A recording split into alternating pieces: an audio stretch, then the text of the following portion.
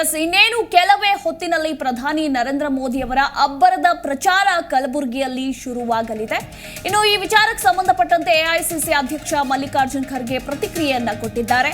ಬಡವರು ಶ್ರೀಮಂತರ ನಡುವಿನ ಅಂತರ ಕಮ್ಮಿ ಮಾಡ್ತೀವಿ. ಕಲಬುರಗಿಗೆ ಮೋದಿ ಯಾವೊಂದು ಯೋಜನೆ ಕೂಡ ನೀಡಲಿಲ್ಲ, ಹಣ ನೀಡಲಿಲ್ಲ, ಆದ್ರೂ ಕೂಡ ನಾನು ಮೋದಿಗೆ ಸ್ವಾಗತ ನೀಡ್ತೇನೆ ಅಂತ ಬೆಂಗಳೂರಿನಲ್ಲಿ ಎಐಸಿಸಿ ಅಧ್ಯಕ್ಷ ಮಲ್ಲಿಕಾರ್ಜುನ್ ಖರ್ಗೆ ಹೇಳಿಕೆಯನ್ನ ಕೊಟ್ಟಿದ್ದಾರೆ.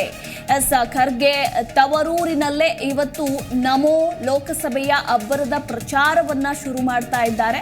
2019ರಲ್ಲಿ ಮೊದಲ ಬಾರಿಗೆ ಕಲಬುರಗಿಯಲ್ಲೇ ಪ್ರಚಾರವನ್ನ ಆರಂಭ ಮಾಡಿದ್ದು.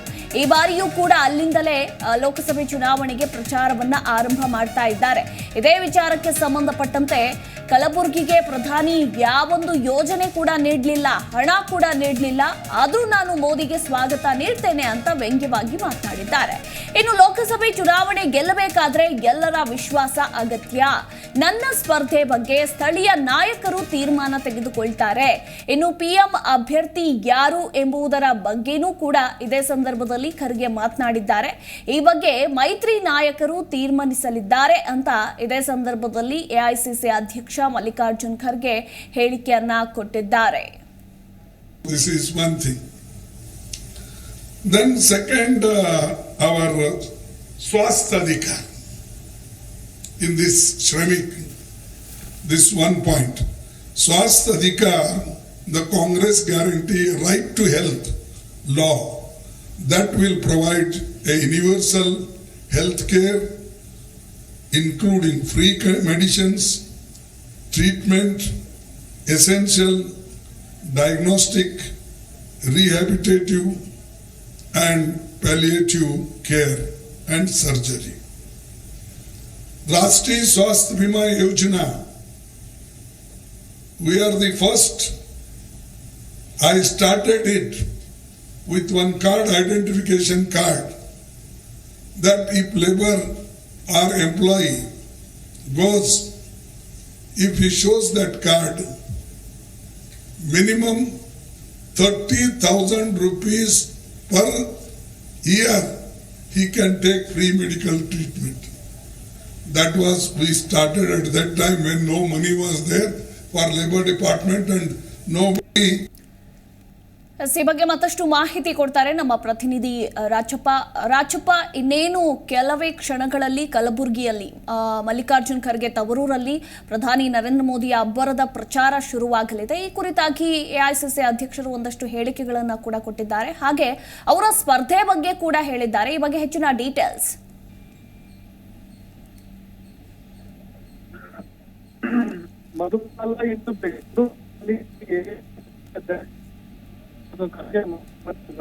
ರಾಜಪ್ಪ, ನನ್ನ ಧ್ವನಿ ಕೇಳಿಸ್ತಿದ್ಯಾ?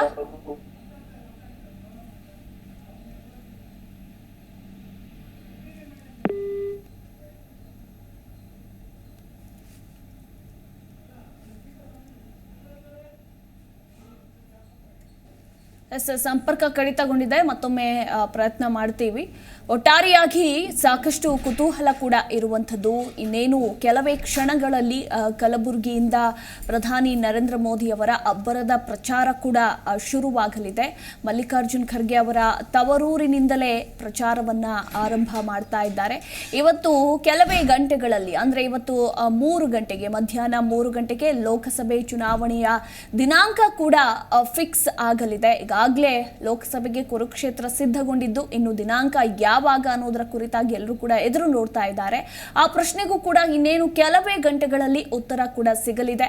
ಇದೇ ಸಂದರ್ಭದಲ್ಲಿ ಪ್ರಧಾನಿ ನರೇಂದ್ರ ಮೋದಿ ಕೂಡ ಅಬ್ಬರದ ರೋಡ್ ಶೋ ಅನ್ನ ಕೂಡ ನಡೆಸಲಿದ್ದಾರೆ. ಎಸ್, ನಮ್ಮ ಪ್ರತಿನಿಧಿ ಫೋನ್ ಸಂಪರ್ಕದಲ್ಲಿದ್ದಾರೆ. ಎಸ್ ರಾಜಪ್ಪ, ಮುಂದುವರಿಸೋದಾದ್ರೆ. ಮೊದಲ ಏನು ಕಾಂಗ್ರೆಸ್ನ ಎಐಸಿಸಿ ಅಧ್ಯಕ್ಷ ಮಲ್ಲಿಕಾರ್ಜುನ್ ಖರ್ಗೆ ಮತ್ತು ಮುಖ್ಯಮಂತ್ರಿ ಸಿದ್ದರಾಮಯ್ಯ, ಡಿಕೆ ಶಿವಕುಮಾರ್ ಅವರು ಜಂಟಿ ಸುದ್ದಿಗೋಷ್ಠಿಯನ್ನ ನಡೆಸಿ ಈ ಒಂದು ನ್ಯಾಯ ಯೋಜನೆಯ 5 ಒಂದು ಗ್ಯಾರಂಟಿಗಳನ್ನ ಈಗ ಈ ಒಂದು ಸುದ್ದಿಗೋಷ್ಠಿಯಲ್ಲಿ ಪ್ರಕಟಣೆ ಮಾಡುವಂತ ಒಂದು ಕೆಲಸವನ್ನು ಮಾಡಿದ್ರು. ಶ್ರಮಿಕ ನ್ಯಾಯ ಗ್ಯಾರಂಟಿ ಯೋಜನೆ ಮತ್ತು ವಿಷಯಕಾರಿ ನ್ಯಾಯ ಗ್ಯಾರಂಟಿ ಯೋಜನೆ ಅಂತ ಅನ್ನೋದು ಒಟ್ಟು ತಲಾ 5 ಅಂಶಗಳ ಉಳ್ಳ 10 ಅಂಶಗಳನ್ನ ಈ ಒಂದು ಪತ್ರಿಕಾಗೋಷ್ಠಿಯಲ್ಲಿ ಮಲ್ಲಿಕಾರ್ಜುನ್ ಖರ್ಗೆ ಅವರು ಬಿಡುಗಡೆ ಮಾಡುವ ಮೂಲಕ ಏನು ಇದೊಂದು ಪ್ರಣಾಳಿಕೆಯನ್ನು ಬಿಡುಗಡೆ ಮಾಡಬೇಕು ಮುಂದಿನ ದಿನಗಳಲ್ಲಿ. ಅದರ ಭಾಗವಾಗಿ ಕಾಂಗ್ರೆಸ್ ಇಂದ ರಾಹುಲ್ ಗಾಂಧಿ ಅವರು ನ್ಯಾಯ ಯಾತ್ರೆಯನ್ನು ಮಾಡ್ತಾ ಇದ್ದಾರೆ. ಅದರ ಭಾಗವಾಗಿ ಈಗಾಗಲೇ ಮಲ್ಲಿಕಾರ್ಜುನ್ ಖರ್ಗೆ ಒಂದು ಹಂತದ 5 ಗ್ಯಾರಂಟಿ ಯೋಜನೆಗಳನ್ನ ಅನೌನ್ಸ್ ಮಾಡಿದ್ದಾರೆ.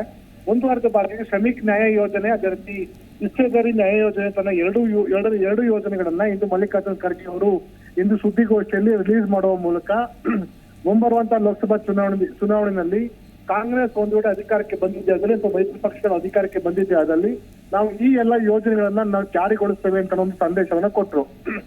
ಎರಡನೇದಾಗಿ ಇದೇ ಸಂದರ್ಭದಲ್ಲಿ ಪ್ರಧಾನಿ ನರೇಂದ್ರ ಮೋದಿ ಅವರು ಕಲಬುರಗಿಗೆ ಬರ್ತಾ ಇರೋ ಬಗ್ಗೆನೂ ಸಹ ಸ್ವಾಗತವನ್ನ ಕೋರದಂತ ಮಲ್ಲಿಕಾರ್ಜುನ್ ಖರ್ಗೆ ಅವರು ರಾಜ್ಯಕ್ಕೆ ಬೇಕಾದಂತ ಅನುದಾನ ಕೊಡೋ ವಿಷಯದಲ್ಲಿ ಪ್ರಧಾನಮಂತ್ರಿ ನರೇಂದ್ರ ಮೋದಿ ಅವರು ಹಿಂದೇಟು ಹಾಕ್ತಾರೆ.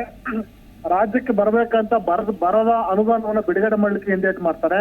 ರಾಜ್ಯದ ಯೋಜನೆಗಳನ್ನ ಜಾರಿ ಮಾಡ್ಲಿಕ್ಕೆ ಕೇಂದ್ರ ಸರ್ಕಾರದ ಮನಸ್ಸಿಲ್ಲ.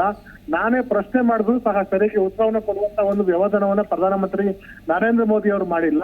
ಕಲಬುರಗಿಲಿ ಈಗಾಗಲೇ ದೊಡ್ಡ ಮಟ್ಟದಲ್ಲಿ ಒಂದು ಆಸ್ಪತ್ರೆ, ಅದೇ ರೀತಿ ಮೆಡಿಕಲ್ ಕಾಲೇಜ್ ಇರ್ಬೋದು, ನರ್ಸಿಂಗ್ ಕಾಲೇಜ್ ಇರ್ಬೋದು, ಪ್ಯಾರಾಮೆಡಿಕಲ್ ಕಾಲೇಜ್ ಇದೆ. ಅದನ್ನ ಏಮ್ಸ್ ಹಂತಕ್ಕೆ ನೀವು ಅದನ್ನ ಉನ್ನತೀಕರಿಸಿ ಅಂತ ನಾವು ಪ್ರಶ್ನೆ ಕೇಳಿದ್ರೆ ಅದಕ್ಕೆ ಪ್ರಧಾನಮಂತ್ರಿ ಅವರು ಸಿದ್ದರಾಮಯ್ಯನವರು ನಮಗೆ ಜಾಗವನ್ನ ಕೊಡ್ತಾ ಇಲ್ಲ ಅಂತ ಹೇಳ್ತಾ ಇದ್ದಾರೆ. ಅವ್ರಿಗೆ ಇಲ್ಲಿ ಕನ್ಸ್ಟ್ರಕ್ಷನ್ ಮಾಡಿರೋ ಬಿಲ್ಡಿಂಗು ಸಹ ಗೊತ್ತಿಲ್ಲ ಅನ್ನೋ ಮಾಹಿತಿ ಹೇಳೋ ಮೂಲಕ ಪ್ರಧಾನಮಂತ್ರಿ ನರೇಂದ್ರ ಮೋದಿ ಅವರಿಗೆ ತೆರಿಗೆ ಚೆನ್ನಾಗಿ ಕೊಡುವಂತ ಕೆಲಸವನ್ನು ಮಾಡಿದ್ದಾರೆ.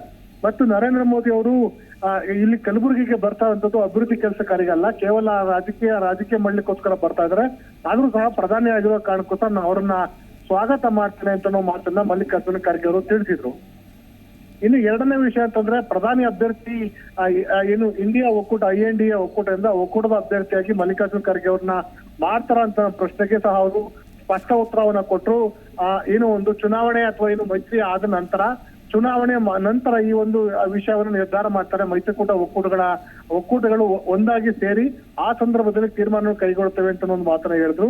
ಮೂರನೇದಾಗಿ ಇನ್ನು ಸೀಟು ಹಂಚಿಕೆ ಬಗ್ಗೆ ಇನ್ನಷ್ಟು ಗೊಂದಲಗಳಿವೆ ಅಂತ ಬಗ್ಗೆ ಅವರು TMC ಇರ್ಬೋದು ಅಥವಾ SP ಇರ್ಬೋದು ಅಥವಾ ಆಮ್ ಆದ್ಮಿ ಇರ್ಬೋದು ಅಥವಾ ಬೇರೆ ಬೇರೆ ಪಕ್ಷಗಳ ಒಂದು ಮಾತುಕತೆ ನಡೀತಾ ಇದೆ. ಈ ಒಂದು ಕೆಲವೇ ದಿನಗಳಲ್ಲಿ ಚುನಾವಣಾ ಹೊಂದಾಣಿಕೆ ಇರ್ಬೋದು ಮತ್ತು ಸೀಟು ಹಂಚಿಕೆಯನ್ನ ನಿರ್ಧಾರ ಮಾಡಿ ಅಂತಿಮವಾಗಿ ಪ್ರಕಟ ಮಾಡ್ತೇವೆ ಅಂತ ಅನ್ನೋದನ್ನ ತಿಳಿಸಿದ್ರು.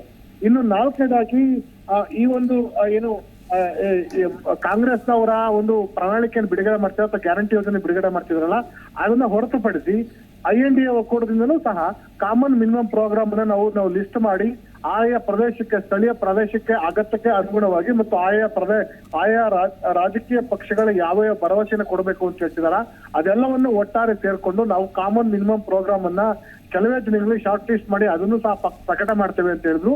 ಒಂದ್ ಕಡೆ ಕಾಂಗ್ರೆಸ್ ಗ್ಯಾರಂಟಿಯನ್ನ ಕೊಡ್ತಾ ಇದ್ದಾರೆ, ಮತ್ತೊಂದ್ ಕಡೆ ಕಾಮನ್ ಮಿನಿಮಮ್ ಪ್ರೋಗ್ರಾಮ್ INDA ಒಕ್ಕೂಟದಿಂದಲೂ ಸಹ ಬಿಡುಗಡೆ ಮಾಡಲಾಗುವುದು ಅಂತ ಮಾಹಿತಿನ ಮಲ್ಲಿಕಾರ್ಜುನ ಖರ್ಗೆ ತಿಳಿಸಿದ್ದಾರೆ. ಆದ್ರೆ ತಾವು ಸಹ ಅಭ್ಯರ್ಥಿಯಾಗಿ ಈ ಬಾರಿ ಲೋಕಸಭೆಗೆ ಕಣಕ್ಕಿಳಿತಾರೆ ಅಂತ ಅನ್ನೋದನ್ನ ಸಿದ್ದರಾಮಯ್ಯ ಮತ್ತು DK ಶಿವಕುಮಾರ್ ನಿರ್ಧಾರ ಮಾಡ್ತಾರೆ. ಯಾಕಂದ್ರೆ ಈ ರಾಜ್ಯದಲ್ಲಿ ಅಥವಾ ಈ ಕ್ಷೇತ್ರದಿಂದ ಯಾರು ಕಣಕ್ಕಿಳಿಬೇಕು ಅಂತ ಅನ್ನೋದನ್ನ ಸ್ಥಳೀಯ ನಾಯಕರು ನಿರ್ಧಾರ ಮಾಡಿ AICCಗೆ ಅದನ್ನ ರೆಕಮೆಂಡೇಶನ್ ಮಾಡ್ತಾರೆ. ಆ AICC ಅಲ್ಲಿ ಈಗ ರಾಜ್ಯ ನಾಯಕರು ಕಳಿಸ್ಕೊಟ್ಟಂತ ವರದಿಯನ್ನ ಅಥವಾ ಕಳಿಸ್ಕೊಟ್ಟಂತ ಶಿಫಾರಸನ್ನ ಅಥವಾ ಅಭ್ಯರ್ಥಿಗಳನ್ನ ಕೇಂದ್ರ ವರಿಷ್ಠರು ಅಥವಾ ಇನ್ನು ಕೇಂದ್ರದ ಚುನಾವಣಾ ಸಮಿತಿ ಇದೆ, ಅದು ತೀರ್ಮಾನ ಕೈಗೊಂಡು ಇಂಥದೇ ಅಭ್ಯರ್ಥಿ ಆಗ್ಬೇಕು ಅಂದ್ರೆ ನಾನು ಕಣಕ್ಕಿಳಿತೇನೆ, ಇಲ್ಲದಿದ್ದಲ್ಲಿ ಬೇರೆ ಯಾವ್ದು ಅಭ್ಯರ್ಥಿ ಆಗ್ಬೇಕು ಅಂದ್ರೆ ಅವ್ರಿಗೂ ಸಹ ಕಣಕ್ಕಿಳಿಸಕ್ಕೆ ಸಿದ್ಧ ಇದ್ದೇನೆ ಅಂತ ಸಂದೇಶವನ್ನ ಮಲ್ಲಿಕಾರ್ಜುನ ಖರ್ಗೆ ಅವರು ಈ ಸಂದರ್ಭದಲ್ಲಿ ಕೊಟ್ಟಿದ್ದಾರೆ. ಮಧುಬಾಲ, ಥ್ಯಾಂಕ್ ಯು ರಾಜಪ್ಪ ನಿಮ್ಮೆಲ್ಲ ಮಾಹಿತಿಗಾಗಿ.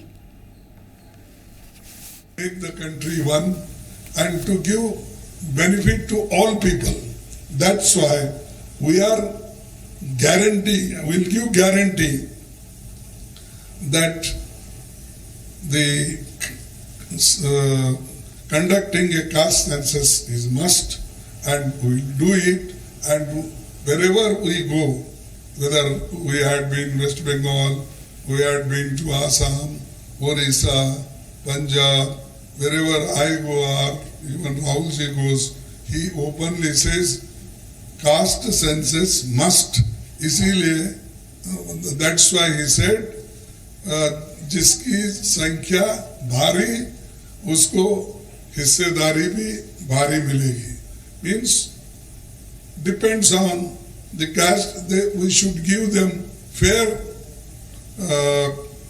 support. So that is the one thing, and we will do, and we will proceed on that. Secondly, our particularly ST people mostly they live in jungles. particularly in Chhattisgarh, Madhya Pradesh, this our West Bengal part, then Odisha, all these are fully people, they live in jungle only. So therefore, to give them their guarantee, that is the Jal, Jungle, Jameen of Adivasis. We will protect their Jal, Jungle and Jameen, and we will also support them, their small business, starting small business and other things. And now the people, a big business people, they are going in forest area, they are getting lands, and also they are cutting trees. This will be protected by the Congress government if it comes to power. Fifth, recruitment of government post within the reserved categories is not being prioritized. See, recruitment is almost stopped because they don't want to give permanent jobs. Only they want to give contract and daily wages. Therefore, when we come to power, definitely we will give the all reserved categories post also permanently and priority wise we will do it. Therefore, we are very particular about this. Keeping all these things in mind, the Congress party is announcing 5 guarantees of hissedari, what I told, after the census, caste census, which are as follows. Ginti karo, that is the slogan. Ginti means counting. The Congress guarantee a comprehensive social, economical and caste census that will survey the population, the social and economic status, and the share in the national wealth and representation in institution of governance of all castes and communities to revolutionize India's affirmative action policy. This is called Ginti Karo, means in each department, in each institutions, how many people from belongs to which communities, caste are there, that will. Then one more is Arakshan ka hak, means the reservation and 50% reservation cap in the constitution is there, that will be means relaxed. Instead of 50, it may go to 60, 65, like Tamil Nadu, what they did. We want to do that Arakshan ka hak, and we will expand that. In that scheduled castes are there, scheduled tribes are there.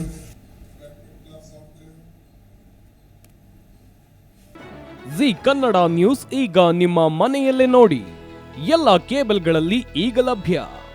Sun Direct 292, Jio TV 1334, U digital 162, city cable 51, GTPL 17, Abhishek cables 821, rock line telecommunication 51, Shri Basaveshwara number 60, Vinayaka digital number 53, in digital number 896ರಲ್ಲಿ.